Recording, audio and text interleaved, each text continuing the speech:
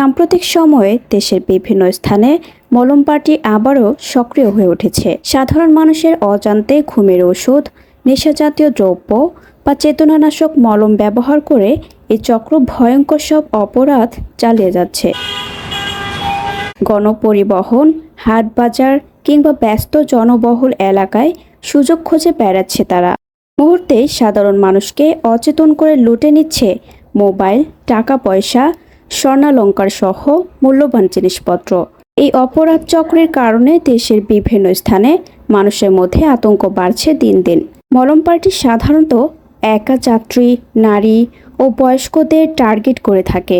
ধাক্কা দেওয়ার ভান করে বা হঠাৎ করে শরীরে মলম মাখিয়ে তারা ভুক্তভোগীকে অচেতন করে ফেলে। অনেক সময় পানীয় বা খাবারের মাধ্যমেও ফাঁদে ফেলা হয়।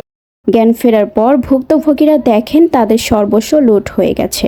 সাম্প্রতিক মাসগুলোতে রাজধানী ঢাকাসহ গাজীপুর, নারায়ণগঞ্জ, চট্টগ্রাম ও রাজশাহীতে একের পর এক এমন ঘটনা ঘটছে। পুলিশ জানিয়েছে, বিশেষ অভিযান পরিচালনা করে বেশ কয়েকজনকে গ্রেপ্তার করা হলেও মূল হোতারা এখনও ধরাছোঁয়ার বাইরে।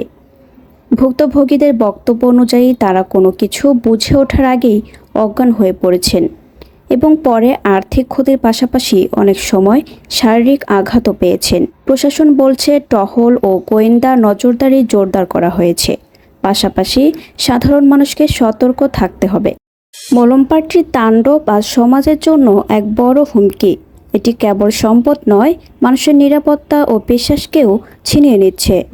তাই এখনই সচেতন হতে হবে।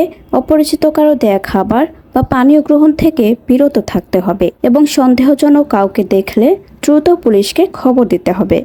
প্রশাসনের উদ্যোগের পাশাপাশি সাধারণ মানুষের সচেতনতা ও প্রতিরোধ গড়ে তোলাই পারে এই ভয়ঙ্কর অপরাধ চক্রকে থামাতে।